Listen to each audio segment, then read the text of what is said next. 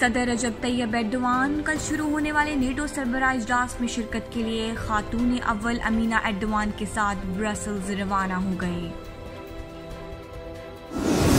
Azerbaijan ने बारूदी सुरंगों के नक्शों के एवज आर्मीनिया के गिरफ्तार 15 फौजी वापस कर दिए। अक़दाम में आर्मीनिया ने 97,000 बारूदी सुरंगों का नक्शा फराहम किया है। लब्बैक अल्लाहुम्मा लब्बैक।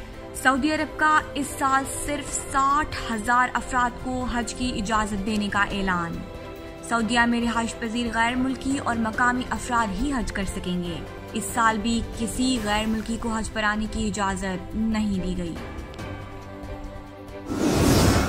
तुर्की के आला सतह के वफ्द की लीबिया के वजीर आजम अब्दुल हमीद से मुलाकात। लीबिया की सिक्योरिटी, मुईशियत और गवर्नेंस को बेहतर बनाने के लिए हर मुमकिना मदद फराहम करने की यकीन दहानी।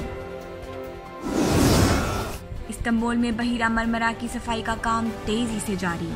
सदर एर्दोआन की 3 माह के अंदर सफाई का काम मुकम्मल करने की हिदायत।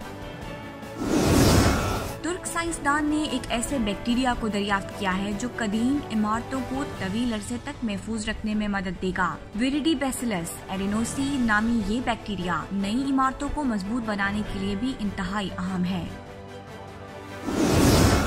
और यूरोपियन फुटबॉल चैंपियनशिप में फिनलैंड और डेनमार्क के मैच में दानिश प्लेयर क्रिस्टियन एरिक्सन को दिल का दौरा पड़ गया।